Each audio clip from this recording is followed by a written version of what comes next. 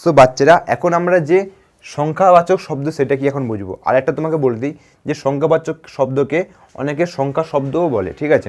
নামটা অনেকটা একই রকম, এটা নিয়ে তোমরা কনফিউশন হবে না। দেখো সংখ্যাবাচক শব্দ কাকে বলে, দেখো তোমাদের বইয়ে অনেক কঠিন ভাষায় রয়েছে জিনিসটা, আমি কঠিন ভাষায় তোমাদেরকে বোঝাচ্ছি না, হেবি সহজ ভাষায় বোঝাচ্ছি, ঠিক আছে।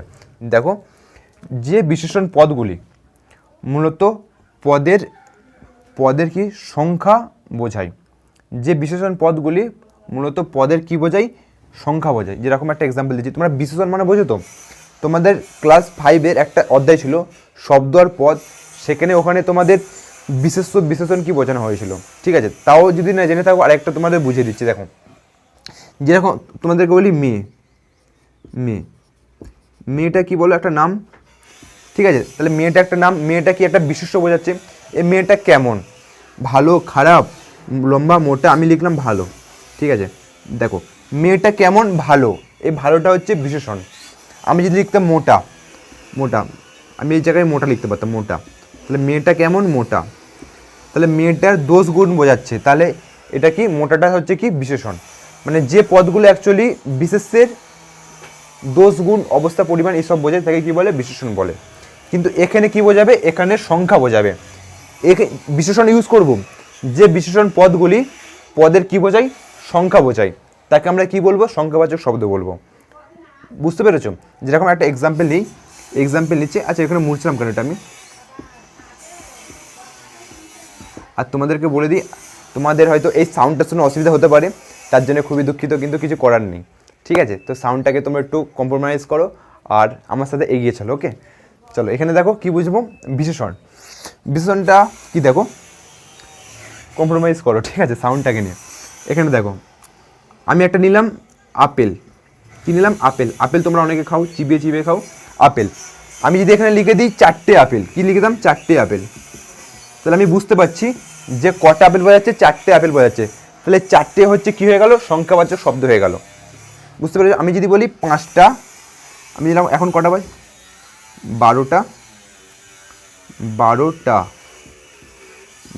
12টা বাজে।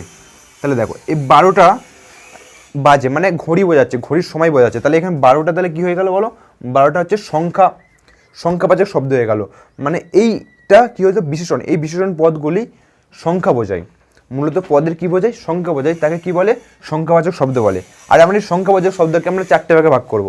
এক হচ্ছে বিশুদ্ধ সংখ্যা শব্দ, এক হচ্ছে ভগ্নাংশিক সংখ্যা শব্দ, আর হচ্ছে গুণিতক সংখ্যা শব্দ, আর এক হচ্ছে অনির্দেশক সংখ্যা শব্দ। এখন আমরা এই 4টে জিনিসটা এখন আমরা আস্তে আস্তে জানবো, ঠিক আছে। তোমরা এতটুকুনি তোমরা লিখে নাও, আর এটা আশা করছি তোমরা বুঝতে পেরেছো। যদি না বুঝতে পারো আমাকে কমেন্ট করে জানাও, আমি আবার তোমাদেরকে বুঝিয়ে দেবো। সো বাচ্চারা, এখন আমরা যে বিশুদ্ধ সংখ্যাবাচক শব্দ নিয়ে কিছু মোটা কথা জেনে নেবো, যেগুলো তোমাদেরকে অবশ্যই জানতে হবে, ঠিক আছে। কী কথা, দেখো যে এই যে বিশুদ্ধ সংখ্যাবাচক শব্দ তোমরা চিনবে কী করে, ঠিক আছে। তো এটা তো সংখ্যাবাচক শব্দ সবাই জানে, সংখ্যাবাচক শব্দকে 4টে ভাগে ভাগ করা হচ্ছে, কিন্তু কোনগুলো বিশুদ্ধ সেগুলো এখন আমরা জানবো। দেখো বিশুদ্ধ সংখ্যাবাচক শব্দ সর্বদা তুমি একটা গোটা পাবে, ঠিক আছে, মূল বা গোটা সংখ্যাকে বোঝায়। দেখো আমাদের 1 থেকে কোটি, 1 থেকে হাজার, তারপরে লক্ষ, কোটি, আরও যা মানে সমস্ত সংখ্যা আছে, সমস্ত সংখ্যার মধ্যে মোট 104টে হচ্ছে বিশুদ্ধ সংখ্যাবাচক শব্দ, ঠিক আছে। আমি এখানে জিনিসটা লিখছি, 1 থেকে 100, তারপরে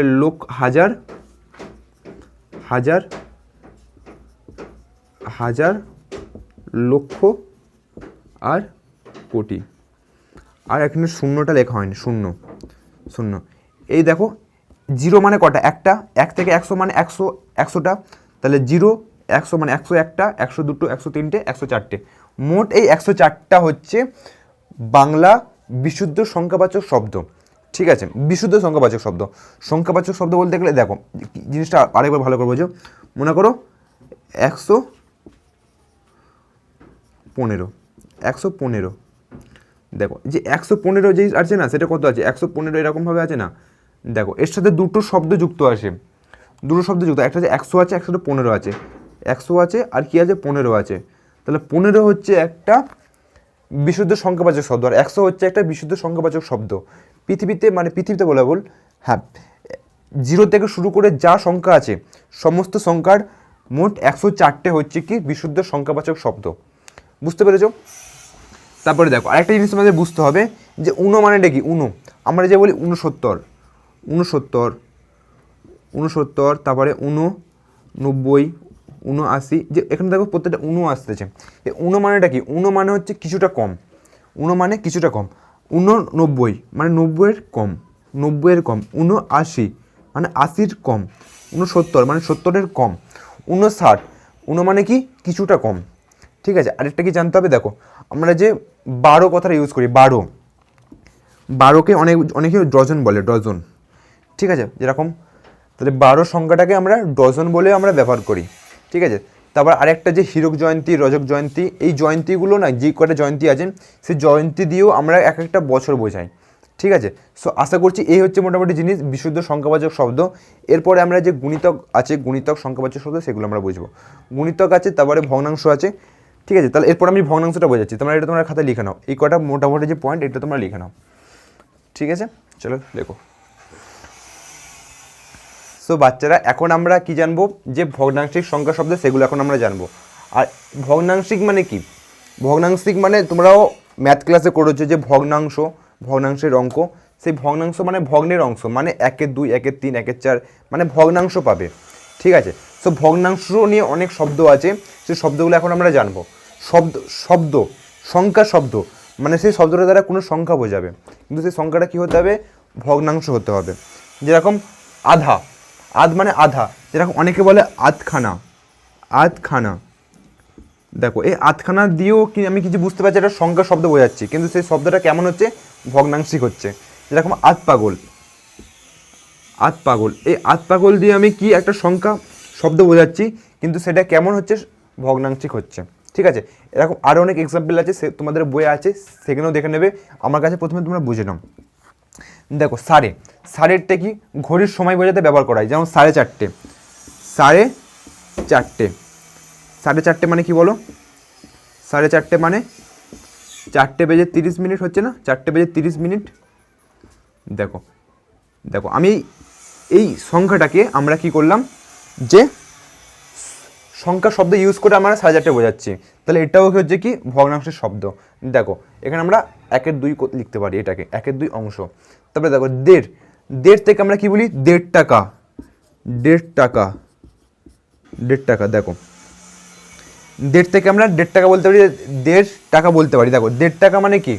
1 × 1-এর 2, তাহলে 1.5টা হচ্ছে কি ভগ্নাংশিক সংখ্যা শব্দ। ঠিক আছে, আরও এরকম অনেক এক্সাম্পল আছে। আড়াই, আড়াই থেকে কি বলতে? আড়াই মণ, আড়াই মণ।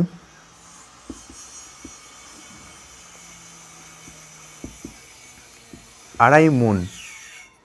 ঠিক আছে, আড়াই মণ কাঠ, মানে আড়াই মণ কাঠ, কাঠ মাপতে গেলে তো মণ ইউজ করা হয়, আড়াই মণ কাঠ। তাহলে দেখো এই আড়াইটা কি? এই আড়াই মণটা হচ্ছে একটা সংখ্যা শব্দ। কী ধরনের সংখ্যা শব্দ? ভগ্নাংশের সংখ্যা শব্দ। ঠিক আছে, তারপরে পোয়া ইউজ করা হয়, যখন দুধ মাপতে গেলে পোয়া ইউজ করা হয়। ঠিক আছে, পোয়া মানে ওদের যারা দুধ বিক্রি করে তাদের কি হয়, দেখো একটা গ্লাস, ছোটো মতো গ্লাস থাকে, সেই গ্লাসটা হচ্ছে 250 গ্রামের গ্লাস থাকে। তোমাকে 250 গ্রাম গ্লাস দেবে, তোমার কাছ থেকে হয়তো আমাদের এখানে 12 টাকা 13 টাকা দাম দুধের। সো এই দুধ মাপতে গেলেও পোয়াটা ব্যবহার করা হয়। বুঝতে পেরেছো? তাহলে আজান দিচ্ছে, আজান দেওয়ার পরে কথা বলছি না। তারপরে দেখো এখানে আমি কি বলছিলাম, যে দুধ মাপতে গেলে আমাদের পোয়াটা ইউজ করা হয়। ঠিক আছে, যেরকম 2 পোয়া দুধ, 2 পোয়া দুধ, 2 পোয়া দুধ, দুধ, 2 পোয়া দুধ। ঠিক আছে, তাহলে দেখো 2 পোয়া মানে কত বোঝাচ্ছে? 2 পোয়া মানে 500 গ্রাম। ঠিক আছে, সেটাকে আমরা কোথায় লিখেছি? তাহলে এটা কী হয়ে গেল? ভগ্নাংশের সংখ্যা শব্দ হয়ে গেল। এরকম আরও অনেক এক্সাম্পল দেওয়া যায়। ঘি মাপতে গেলেও পোয়া ইউজ করা হয়। ঠিক আছে, তারপরে এখানে দেখো সিকি। এখন যেহেতু সিকি জিনিসটার ব্যবহার হয় না, কিন্তু এর থেকে কিছুদিন আগে সিকি বলে একটা টাকা ছিল, সেই সিকি মানে 25 পয়সা। ঠিক আছে, 25 পয়সাকে কী বলা হতো? সিকি বলা হতো। তাহলে এটা কি টাকা বোঝাতে ব্যবহার করা হয়? 25 পয়সা টাকা বোঝাতে ব্যবহার করা হয়, টাকা বোঝাতে ব্যবহার করা হয়, করা হয়। তারপরে দেখো এখানে পৌনে, এটা তোমাদের বুঝতে হবে। পৌনে 5টা, পৌনে 5টা মানে কি বলো? আমি এখানে লিখেছি পৌনে 5টা, 5টা বাজতে, পৌনে 5টা বাজতে, 5টা বাজতে 15 মিনিট বাকি। ঠিক আছে, 5টা বাজতে 15 মিনিট বাকি হলে পৌনে হয়ে যায়। আর সোয়া মানে এটা কি, সোয়া মানে হচ্ছে আমরা বলতে পারি 4:15, মানে কি 4:15, 4:15কে আমরা সোয়া বলি। আর 4:45 মানে কি 4:45, জিনিসটার মধ্যে পার্থক্য বোঝো। তাহলে এটাকে আমি এইটাকে লিখতে পারি 5টা বাজতে 15 মিনিট বাকি, 5টা বাজতে 15 মিনিট বাকি, 5টা বাজতে 15 মিনিট বাকি, 15 মিনিট বাকি। কিন্তু এইটা মানে কি, এটা মানে হচ্ছে সোয়া, সোয়া মানে কি 4টে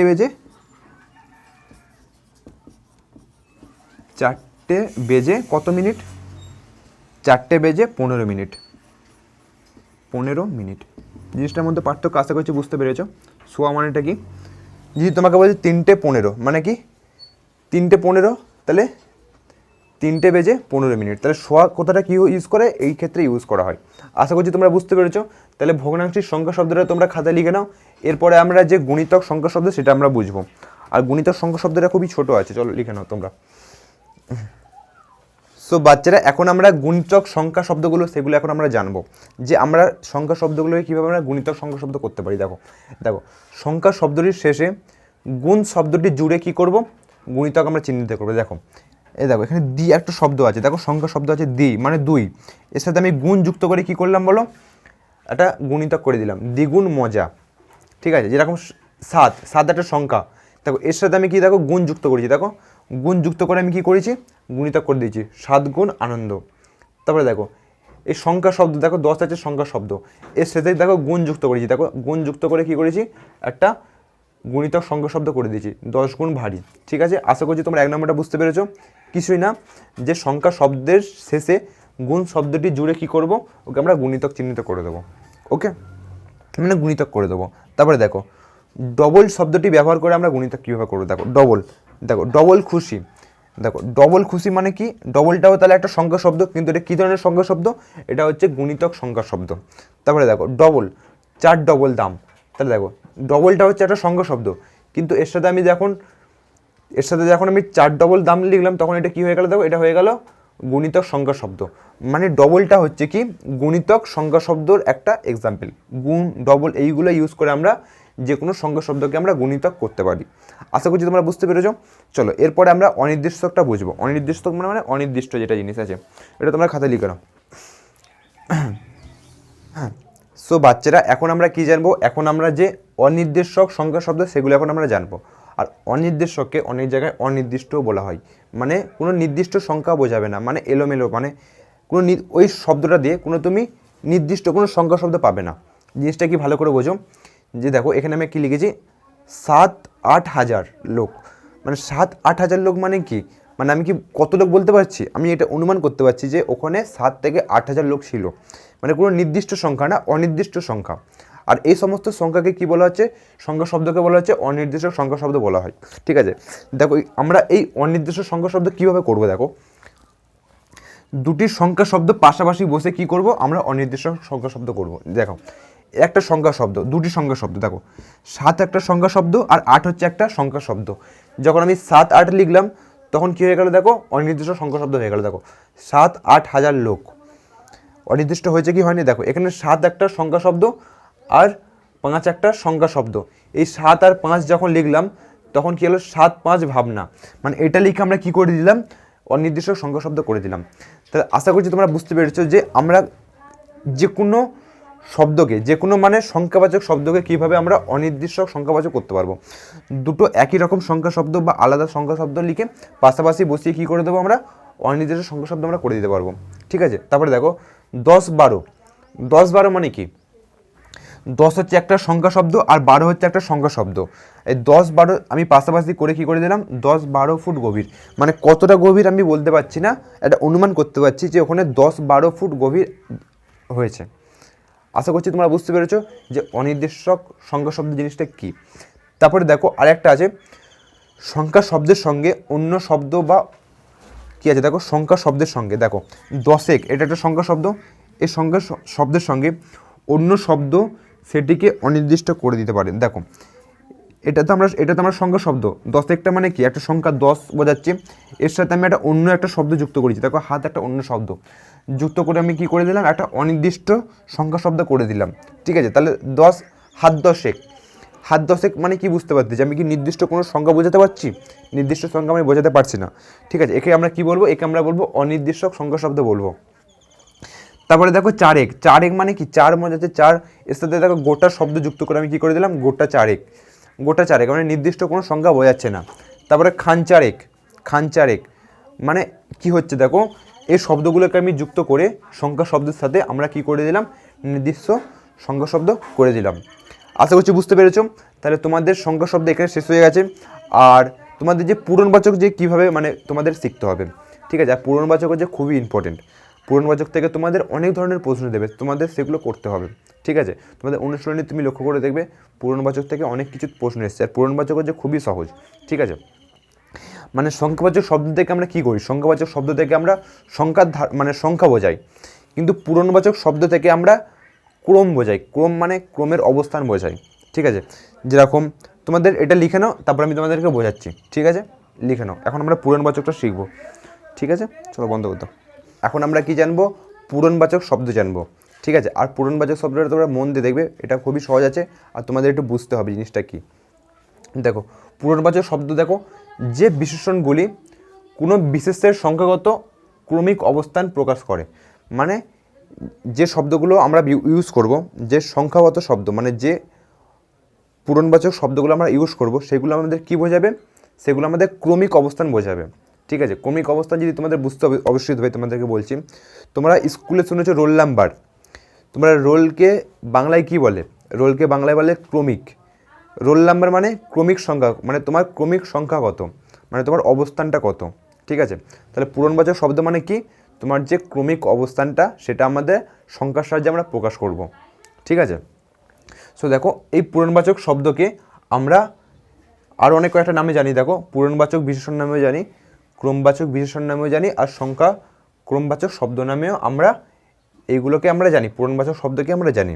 ঠিক আছে, এখন আমাদের হচ্ছে মূল ইম্পর্টেন্ট কাজ মানে কি, যে পূরণবাচক শব্দকে আমরা কিভাবে চিনব। ঠিক আছে, একটা পূরণবাচক শব্দকে আমরা কিভাবে চিনব, এখন আমরা সেটা জানবো। ঠিক আছে, দেখো এখানে দেখো আমরা 1 2 3 4 পড়েছিলাম না, ওগুলো ছিল সংখ্যাবাচক শব্দ, কিন্তু আমরা 1কে আমরা লিখছি প্রথম মানে কি, একটা ক্রমিক অবস্থানকে বোঝাচ্ছে। ঠিক আছে, দ্বিতীয় একটা ক্রমিক অবস্থানকে বোঝাচ্ছে। এই করে প্রথম, দ্বিতীয়, তৃতীয়, চতুর্থ, পঞ্চম, ষষ্ঠ, সপ্তম, অষ্টম, নবম করে পঞ্চবিংশ পর্যন্ত আমি লিখেছি। আর বাকি যেইগুলো আছে না, সেগুলো প্রায় বিলুপ্ত হয়ে গেছে বলে চলে, সেগুলো আর খুবই কমই ইউজ হয়। ঠিক আছে, তাহলে এক নম্বর আমরা জেনে গেলাম কি, প্রথম, দ্বিতীয়, তৃতীয়, চতুর্থ, পঞ্চম, ষষ্ঠম, অষ্টম, এগুলো হচ্ছে কি, এগুলো হচ্ছে একটা পূরণবাচক শব্দ উদাহরণ। বুঝতে পেরেছো, এগুলো হচ্ছে পূরণবাচক শব্দ। আরও অনেক কিছু পূরণবাচক শব্দ আছে, সেগুলো আমরা এক এক করে জানবো। প্রায় 9টা 10টার মতো আছে, আমি তোমাদের একটা দিয়ে দিলাম, আর কয়েকটা আমি তোমাদেরকে দিয়ে দেবো, তোমরা এটা লিখে নাও, ভালো ছেলের মতো লিখে নাও। আর আমরা শেষই করছি এরপরেরটা। সো বাচ্চারা, তোমরা পূরণবাচক শব্দের কিছু প্রয়োগ দেখো পঞ্চমী, ষষ্ঠমী, সপ্তমী, অষ্টমী, নবমী, দশমী, এইগুলো দেখো তোমরা দুর্গাপুজোতে ব্যবহার করো। ঠিক আছে, তাহলে দেখো দুর্গাপুজোর দিন বলতে গেলেও আমরা কিন্তু পূরণবাচক শব্দ ব্যবহার করি, যে পঞ্চমীর দিনে ঘুরতে যাবো, ষষ্ঠমীর দিনে ঘুরতে যাবো। তাহলে দেখো এই পঞ্চমী, ষষ্ঠমী, এগুলো দুর্গাপুজোর দিন বোঝাতে আমরা কি কিন্তু পূরণবাচক শব্দ ব্যবহার করছি। ঠিক আছে, এখানে দেখো এটা হচ্ছে খুবই ইন্টারেস্টিং। দেখো 5 থেকে 8 সংখ্যা শব্দ সাথে আমি হর্ষই আর ওই যুক্ত করে দেখো আমরা এটাকে পূরণবাচক করবো। দেখো এখানে দেখো 5 হচ্ছে কি, একটা সংখ্যা শব্দ, এর সাথে আমি হর্ষ যুক্ত করে আমি কি করতে পারবো, একে পূরণবাচক করতে পারবো। 5 6 7 8 9, দেখো এর সাথে আমি হর্ষ যুক্ত করে আমি কি করতেছি, এই 5 থেকে 18 পর্যন্ত সংখ্যাকে আমি কি করতেছি, পূরণবাচক করছি। তারপরে 10 11 12 13 14 15 16 17 18। ঠিক আছে, তো 3 থেকে 8 তুমি বুঝতে পেরেছো যে 15 থেকে 8 পর্যন্ত সংখ্যার সাথে আমি হর্ষই বাই ওই যুক্ত করে আমি কি করব, আমি এই সংখ্যাকে, আমি সংখ্যাবাচক শব্দকে আমি পূরণবাচক শব্দ আমি করব। ঠিক আছে, তারপরে দেখো 18 পরে কী হয়, 18 পরে 19 থেকে 31 পর্যন্ত সংখ্যা শব্দের সাথে আমি এ যুক্ত করে আমি কি করব, এটাকে আমরা পূরণবাচক শব্দ করব। দেখো 19, দেখো এই 19 সাথে দেখো আমি একটা এ যুক্ত করেছি। দেখো এটা এ যুক্ত করেছি, দেখো এই এটা যুক্ত করে আমি এটাকে কী করে দিলাম, এটাকে আমরা পূরণবাচক শব্দ করে দিলাম। দেখো 20, 20 মানে তো 20, দেখো 20 সাথে আমি এ যুক্ত করে দিলাম, এ যুক্ত করে আমি কী করে দিলাম, এটাকে পূরণবাচক শব্দ করে দিলাম। তারপরে 21-এ দেখো এ যুক্ত হয়েছে, 22-এ, 23-এ, 24-এ, 25-এ, 26-এ, 27-এ, 28-এ, 29-এ, দেখো সবকটা আমি কী যুক্ত করছি, এ যুক্ত করছি, এ যুক্ত করে আমি কী করলাম, এর সাথে পূরণবাচক শব্দ করে দিলাম। ঠিক আছে, তো এইগুলোর ব্যবহার অনেক আছে, যেরকম 22-এ শ্রাবণ। ঠিক আছে, তাহলে 22-এ শ্রাবণ, তাহলে এখানে দেখো 22-এর সাথে এ যুক্ত হয়েছে, তাহলে 22-এর শ্রাবণটা কি, একটা ক্রমের অবস্থান, তাহলে এইগুলো ব্যবহার করতে আমরা পূরণবাচক শব্দ আমরা ব্যবহার করব। ঠিক আছে, আর কয়েকটা এক্সাম্পল আছে, তোমাদের লিখে দিতে হবে, তোমরা এটা খাতায় লিখে নাও। সো বাচ্চারা, আগের পয়েন্টে আমরা কি শিখেছিলাম যে 5 থেকে 18 আর 18 থেকে 31 পর্যন্ত সংখ্যার সাথে কী যুক্ত হয়, এর সাথে হস্যই আর ওই যুক্ত করে আমরা সংখ্যা শব্দগুলোকে আমরা কী করছিলাম, পূরণবাচক শব্দ করছিলাম। আর 18 থেকে 31 পর্যন্ত এ শব্দ যুক্ত করে কী করছিলাম, আমরা এটাকে পূরণবাচক শব্দ করছিলাম। কিন্তু 1 থেকে 4 পর্যন্ত কিন্তু আমি লিখিনি। 1 থেকে 4 পর্যন্ত শব্দকে কী বলা হয়, দেখো 1কে বলা হয় পয়লা, 2কে বলা হয় দুসরা, 3কে বলা হয় তেসরা, আর 4কে বলা হয় চৌঠা। এগুলো হচ্ছে 1 থেকে 4-এর পূরণবাচক শব্দ। ঠিক আছে, তারপরে দেখো আমরা যে কোনো সংখ্যার শব্দের সাথে আমরা তম যুক্ত করে আমরা কী করবো, পূরণবাচক শব্দ করে দিই। ঠিক আছে, যেরকম এইটা জন্মদিনে বেশি ব্যবহার করা হয়। ঠিক আছে, যেরকম কারোর 50তম জন্মদিন, কারোর 25তম জন্মদিন, কারোর 100তম জন্মদিন। ঠিক আছে, সো আমরা কী করি, আমরা যে কোনো সংখ্যা শব্দের সাথে আমরা তম যুক্ত করে আমরা কী করে দিই, পূরণবাচক শব্দ করে দিই। এখানে এক্সাম্পল 17তম, 22তম জন্মদিন। ঠিক আছে, আমার যেরকম আমার জন্মদিন বলছি না, বাদ দাও। তারপরে দেখো মেজো, সেজো, ন, রানো ইত্যাদি শব্দের সাথে কী হয়, পূরণবাচক শব্দ বোঝানো হয়। ঠিক আছে, যেরকম কারুর কাকা, মানে প্রথম বড় কাকার পরে কি মেজো কাকা, সেজো কাকা। তারপরে দেখো মেজো, সেজো, ন, রানা, এই সব বোঝাতেও কী হয়, এগুলো এক একটা পূরণবাচক শব্দ। ঠিক আছে, এগুলোর সাহায্যে আমরা কি ক্রম বোঝাই, কার পরে কে আছে, বুঝতে পেরেছ। তারপরে দেখো সংখ্যা শব্দের সাথে র আর এ যুক্ত করে আমরা কী করি, দেখো আমরা পূরণবাচক শব্দ বোঝাই। মানে কি, সংখ্যা শব্দের সাথে দেখো এখানে 3 হচ্ছে কি একটা সংখ্যা শব্দ, এর সাথে আমি দেখো এর যুক্ত করেছি, এর যুক্ত করে আমি কী করেছি, নামতা, 3-এর নামতা, অনেকে বলে না 3-এর নামতা বলো, তাহলে 3-এর সাথে এর যুক্ত করে কী করেছে, পূরণবাচক শব্দ করে দিয়েছে। আর কি করে দেখো 15-এর পাতা বলে না, 15-এর পাতাটা খোলো, 12-এর পাতাটা খোলো, 13-এর পাতাটা খোলো, দেখো এই 15-এর সাথে র যুক্ত করেছে, র যুক্ত করে কী করে দিয়েছে, একটা পূরণবাচক শব্দ করে দিয়েছে। 15-এর পাতা মানে 15-এর যে পাতা, যে একটা ক্রম বোঝাচ্ছে। ঠিক আছে, এটাও কি একটা পূরণবাচক শব্দ করে দিয়েছে। তারপরে দেখো সংখ্যা শব্দের সঙ্গে ইংরাজি নম্বর যুক্ত করে কি করে, পূরণবাচক করা হয়। দেখো সংখ্যা শব্দ 2টা কি একটা সংখ্যা, এর সাথে দেখো নম্বর যুক্ত করেছে, দেখো 2 নম্বর। এই নম্বর, এই ইংরাজি শব্দটা তো, এই নম্বরটা কি, নম্বরটা তো এটা ইংরাজি শব্দ, ইংরাজি শব্দ 2 নম্বর যুক্ত করে আমরা কি করি, পূরণবাচক শব্দ করি। অনেকে বলে না বইয়ের 3 নম্বর অধ্যায়টা খোলো, এটা কত নম্বর অধ্যায় হচ্ছে, এটা 2 নম্বর অধ্যায় হচ্ছে। তাহলে বুঝতে পারছো যে নম্বরটা যুক্ত করেও আমরা পূরণবাচক শব্দ করতে পারি। আর একটা এক্সাম্পল আছে 1 নম্বর কিপ্টে, যে নম্বর, দেখো এটা ইউজ করে বোঝাতে পারছি আমরা পূরণবাচক শব্দ, বুঝতে পেরেছো। আর একটা মাত্র পয়েন্ট আছে, সেটা করে আমি ভিডিও শেষ করে দেবো, তোমরা এটা খাতা লিখে নাও। সো বাচ্চারা, পূরণবাচক শব্দের শেষ পয়েন্টে তোমরা দেখো এখানে আমি কি লিখেছি, যে শতদ্র, সত্তরদ্র, 40, 72 এইসব প্রচলিত শব্দকে কী বলা হয়, পূরণবাচক শব্দ বলা হয়। ঠিক আছে, সো মোটামুটি যে পূরণবাচক থেকে তোমাকে এই কটাই তোমাকে মানে পয়েন্ট জানতে হবে। আমরা কি করেছিলাম, আমরা সংখ্যাবাচক থেকে আমরা পূরণবাচক কীভাবে করেছিলাম, আর কিছু কিছু শব্দ আছে যেগুলোকে আমরা পূরণবাচক শব্দ বলবো। ঠিক আছে, আরেকটা জিনিস তোমাকে জানতে হবে যে পূরণবাচক শব্দ সবসময় কী বোঝায়, একবচন বোঝায়।